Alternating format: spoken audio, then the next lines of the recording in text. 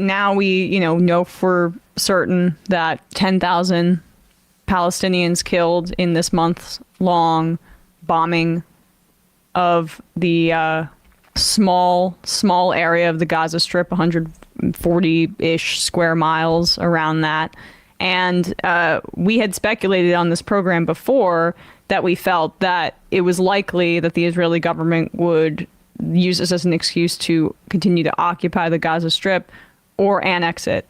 And I think that the way that they've announced that essentially they're dividing Gaza into north and south, and the north is where they're doing these military operations and where they're doing this indiscriminate bombing. And we should be clear, 10,000 is definitely an undercount because there's so many bodies under rubble. But this is an opportunity for land seizure for the Israeli government, I would say. And that is definitionally ethnic cleansing by every single definition. Yeah, they literally have ethnically cleansed the northern Gaza. They say they're going to stay there. And you put up that tweet of what the NSC chief has said. This is I can't remember Kirby's first name, but John Kirby. John Kirby's response to being asked about IDF efforts to minimize civilian deaths. He was asked yesterday. Kirby says, and this is a quote, we've checked this quote from a couple of different sources just so that you know. We have seen some indications that there are efforts being applied in certain scenarios to try to minimize, but I don't want to overstate that. I mean, this to me seems like, and I don't want to overstate this, but a limited acceptance, acquiescence to the charge that Israel has been engaged in a war crime. Because even in the most sort of generous reading of the internationally based rules regime of war, the idea is that you must make all efforts to avoid killing innocent civilians.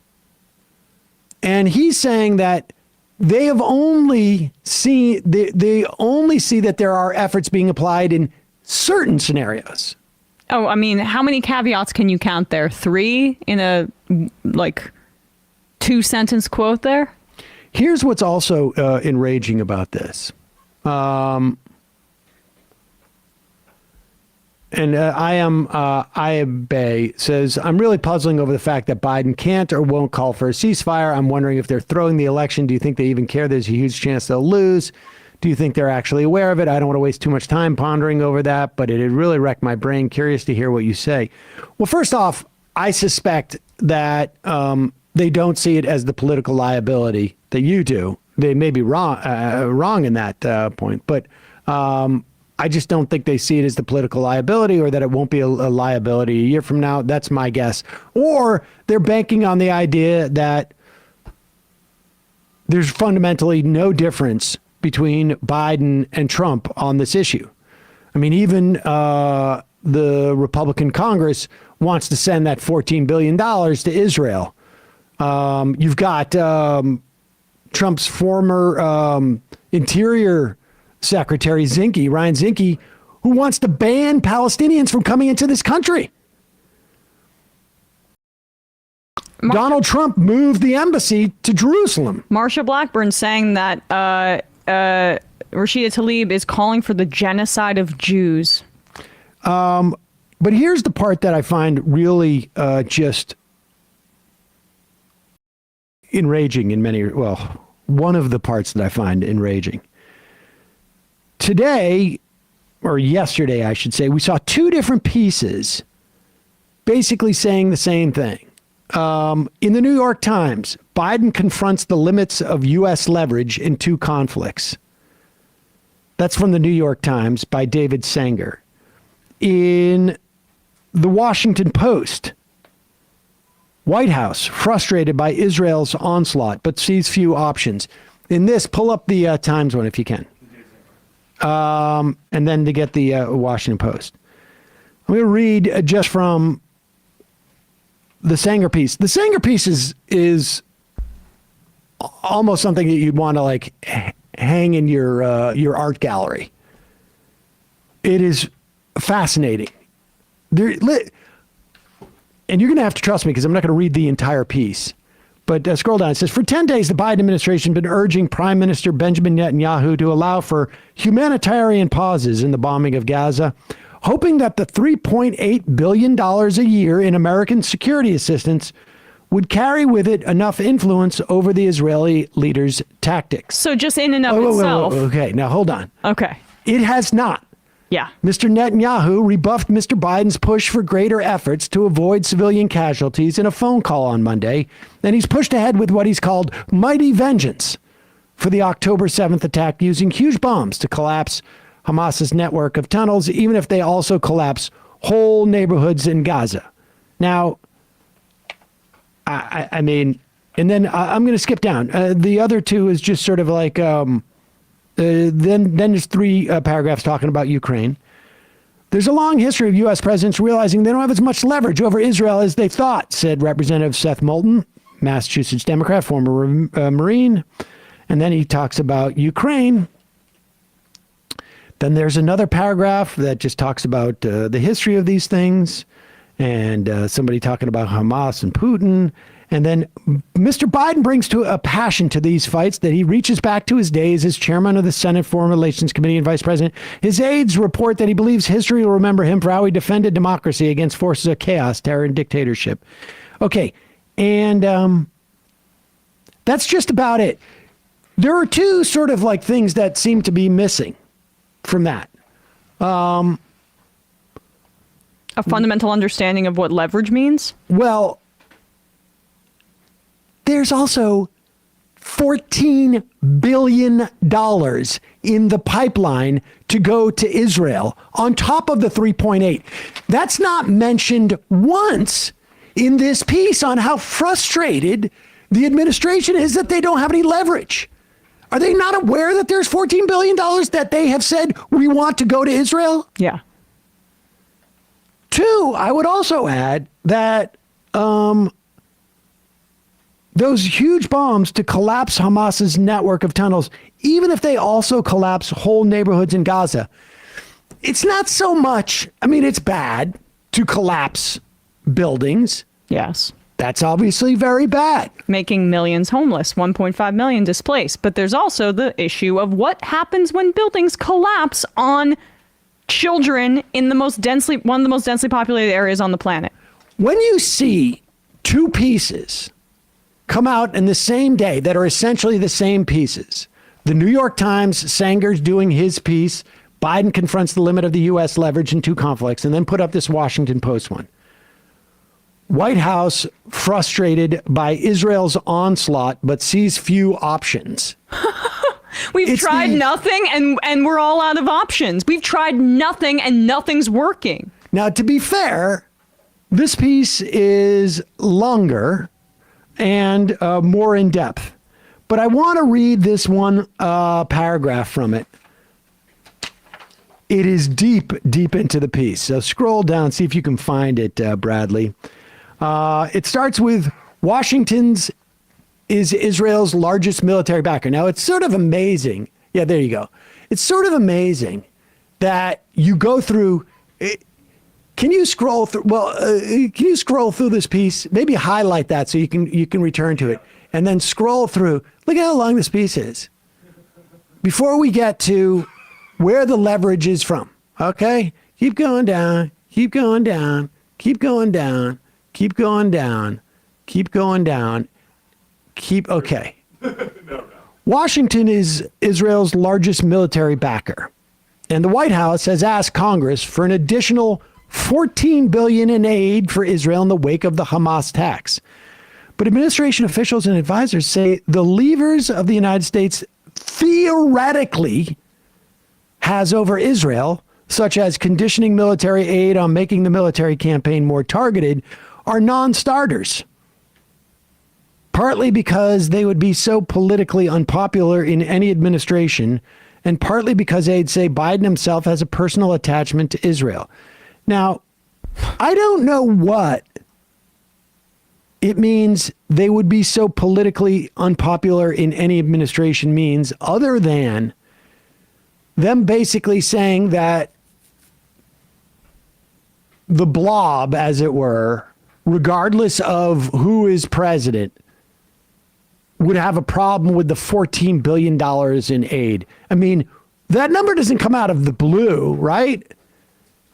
No. I mean, would someone be mad with 16 if it's why it's not 16 billion? Would someone be mad if it's not 11 billion? Would someone be mad if it's not 8 billion? Like, who are we talking about here?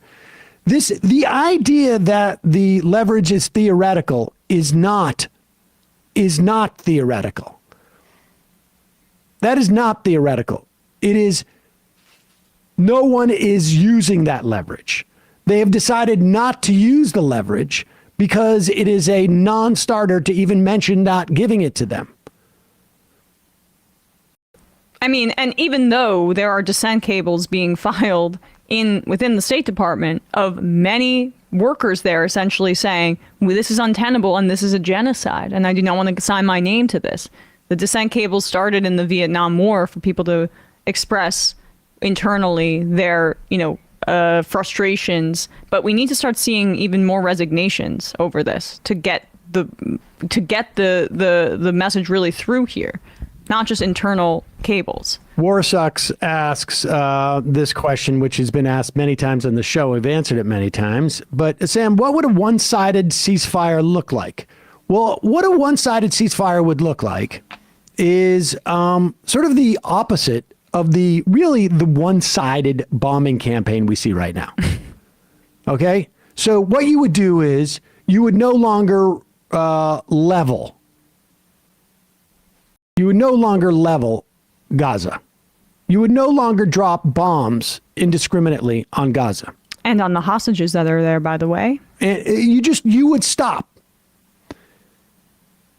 It seems to me that if there are rockets being fired from Gaza into Israel, you could do a targeted response on those installations.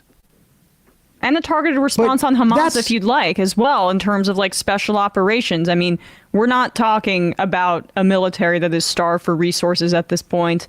Israel has the most weaponry, the most technologically advanced weaponry possible, and a ton of it. You would also maybe say we're going to have some benchmarks instead of like killing more civilians than terrorists, in your estimation, or Hamas members, or whatever you want, however you want to refer to them.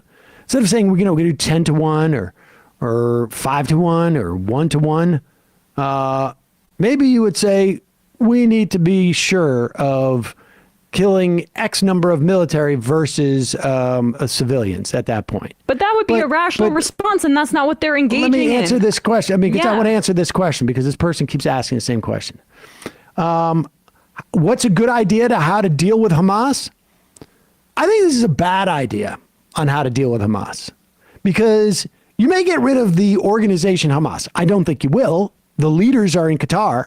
If you really want to go after the leadership of Hamas, you should be bombing Qatari TV studios. Why isn't Israel doing that? Because the price of a Palestinian living in Gaza's life is just much cheaper for them than the cost associated with bombing a TV studio in Qatar. But I would say, how would you deal with Hamas? The way I would deal with Hamas is say, we have effed this up for 40 years. And what we need to do is continue to have our Iron Dome, continue to police our border, and then start pouring money into and do exactly what Israel did with Hamas, which was give them more favorable treatment, nurture their growth, allow funding to come in via Qatar. All of those things they did to promote Hamas in Gaza so that the Palestinian Authority and that the Palestinian leadership would be fractured, and there would be no political force in which to essentially generate either a one or two state solution. That has been the explicit strategy of the Israeli government for years. I would do the opposite. I would release Bugatti from the Marwan Bugatti from the prison. I would nurture other competing secular Palestinian political movements. I would pull back from the settlements in the West Bank, and I would spend a multi-decade year project disempowering Hamas by empowering other Palestinians. Now, the Israeli government will not do that. I understand that. But you wanted an option. That's the option. Yes. And the option that they're pursuing now clearly has failed. They're dropping. I just want to give a sense of this. They dropped more bombs in Gaza in 1 week. It's been multiple weeks in 1 week than Afghanistan did, or than the United States did in Afghanistan in the heaviest year of the bombardment. Afghanistan is 252,000 square miles. Gaza's 141 square miles. So we do the opposite of that. Rhonda Reagan says, are you aware of the Ben Gurion Canal? I don't think it's about the Ben Gurion Canal. If anything, it is far more likely about offshore drilling rights from Gaza. Ben Gurion Canal is going to provide $6 billion a year, maybe in revenue. I'm sure from the United States perspective, they're very happy to have Israel be able to be self-funded and not have both the political and the financial obligations in which to continue to support this country. But I would imagine it's also the oil leasing rights. I think there's a lot more money there. I mean, the ethnic cleansing is the first order objective here, obviously. To Sam's point, if you really wanted to go after Hamas leadership, we know where they are. We know where Hamas leadership is. I mean, they're doing TV spots. But this is about collectively punishing an entire population that the Israeli government and unfortunately many Israelis see as surplus due to decades and decades of brainwashing about the existential threat of the scary Arabs. So we're dealing with a nationalist, religious nationalist government, however you want to paint it, but one that's been emboldened by the most powerful country in the world through weapons and through constant aid that the United States is about to triple the aid likely that they receive without them essentially even attaching any conditions to it as they engage in what scholars have called crimes of genocide. It's insane. It's insane. And I mean, Biden's ideological or commitment to Israel or his sympathies, that's what the moral leadership that he said he would bring back to the White House. That's pretty threadbare, if you ask me.